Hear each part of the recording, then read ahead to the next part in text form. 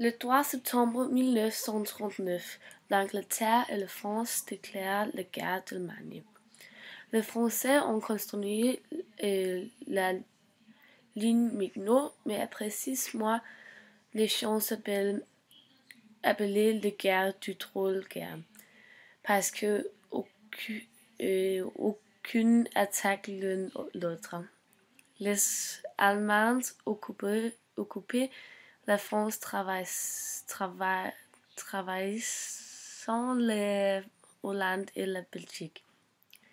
La France est divisée en 2 zones, la zone occupée dans le nord et la zone libre dans le sud. Pétain a été un héros de la Première Guerre mondiale. Il a formé un nouveau gouvernement dans la zone libre dans le sud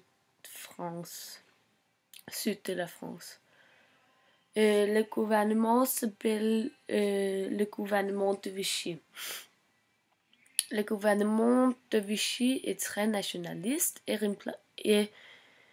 il remplaçait la formule de la Révolution de France, liberté, égalité et fraternité, avec la formule travail, famille et patrie.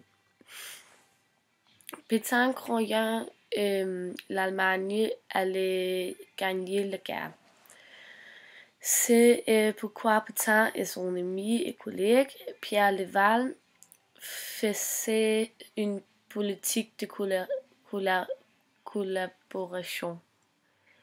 La résistance intérieure française, ou seulement de résistance, a engagé l'ensemble des mouvements et réseaux clandestins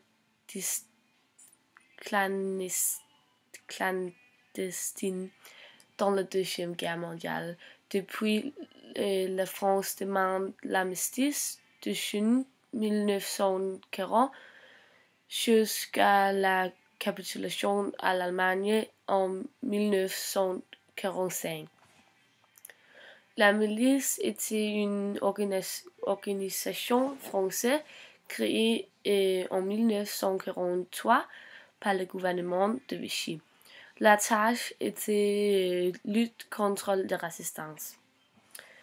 Par rapport au thème de la Deuxième Guerre mondiale, nous avons vu le film Au revoir les enfants. Le film parle d'un garçon qui s'appelle Julien. Il habite dans un collège catholique et raison du Deuxième Guerre mondiale. Un jour, une nouvelle élève Bonnet commence à l'école. Julien Bonnet devient ami. Bonnet est juif et son nom est correctement Jean Kippelstein. Il y a un garçon dans la cuisine qui s'appelle Joseph. Joseph, rapporté de Bonnet et 2 autres garçons, est juif pour l'Allemande. En matin de janvier, le directeur dans le collège et les 3 garçons sont envoyés dans un camp de concentration.